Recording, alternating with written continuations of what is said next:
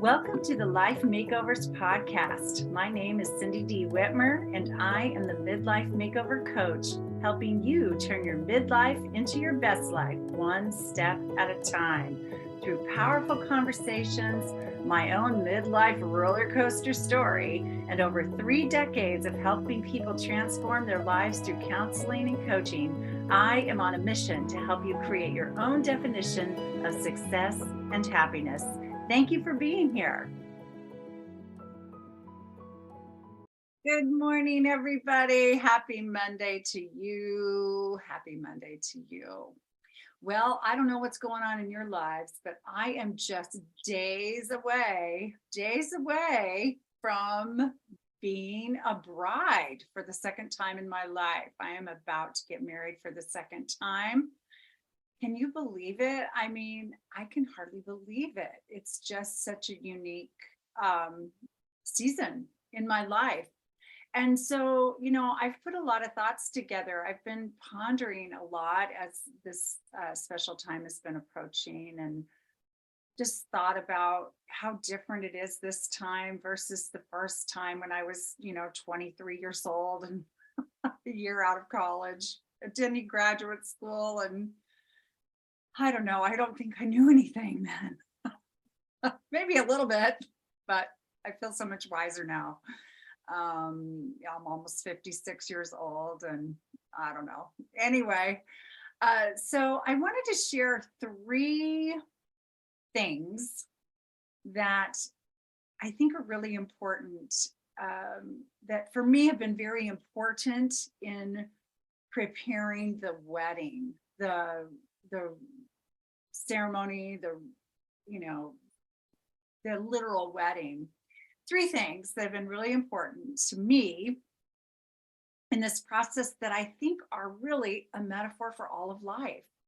And so I thought I would share those with you this morning. So number 1 is don't follow the rules unless you really want to. Now, I'm not saying in life to go out and, break the law and get yourself in trouble or cause other people distress. But what I mean by that is in your life, just as I have, and Ed and I have, in preparing this wedding and so forth, we haven't followed all the typical rules that are traditional ideas about how it should be or what should be done or what shouldn't be done or whatever. An example of this is that like when I got married the first time, my father, brought me down the aisle, very traditional. And I loved that. He was, I was on his arm. I love that. Well, he's deceased now. And anyway, so obviously he's not going to take me down the aisle, although I really think he is in his own, he'll be there in his own way. But I thought about, what will I do? Will I have my 2 biological children escort me down the path? Will I walk by myself? Will I have, someone else do this? What would I do?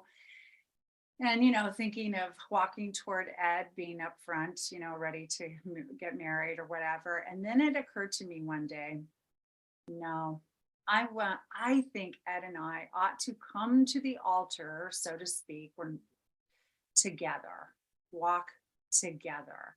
So that's what we're doing.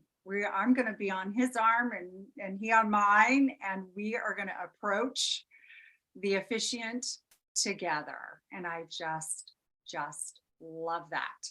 So that's just one example of the many ways that we are not doing what maybe is traditionally done or what, blah, blah, blah.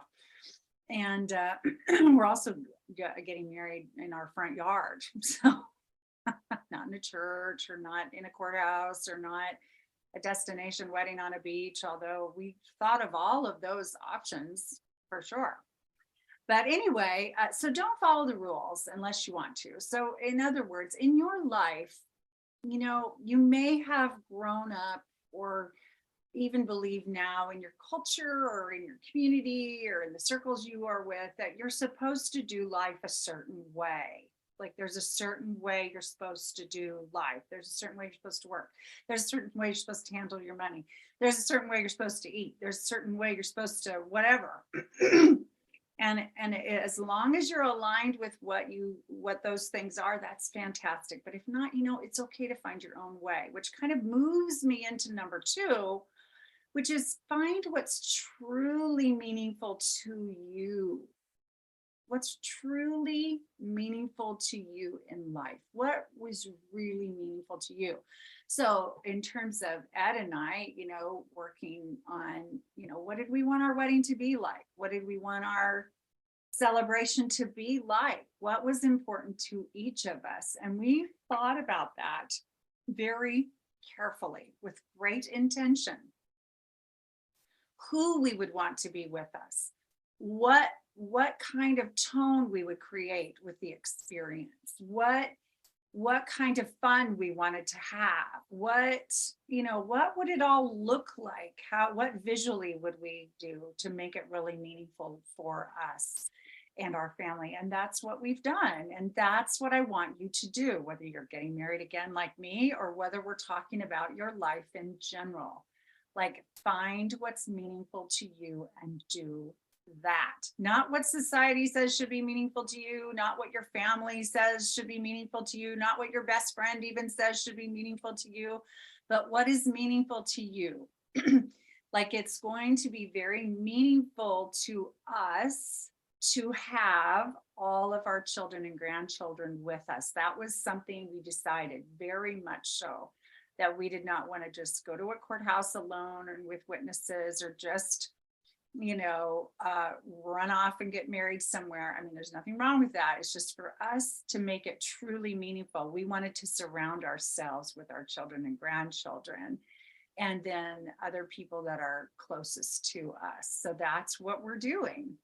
Okay, number three, this is so important. This has been really important for me to remember in approaching a wedding, when all there is to do and so forth, is to enjoy the process. Enjoy the process. No matter how you do it in life, getting married, there are details. There's detail after detail after detail after detail. For example, I couldn't believe it. We are catering a dinner in for those that are here, and just the other day, I was going over the final, menu and all that with the dear one, Mary. Hi, Mary from Maselli's. Anyway, and she said, "Oh, we need you to choose a napkin fold." And I thought, you're kidding.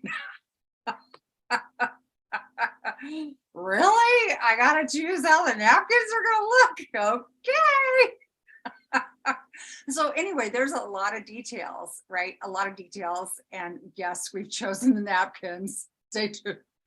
But anyway, the color and how they're folded. But anyway, I could have gotten bogged down with the details of the occasion, right? And gotten really bogged down, stressed out, tired, worn out. And I fully admit here, 100%, I have been tired at times, just trying to plan an occasion like this on top of my full lovely life anyway.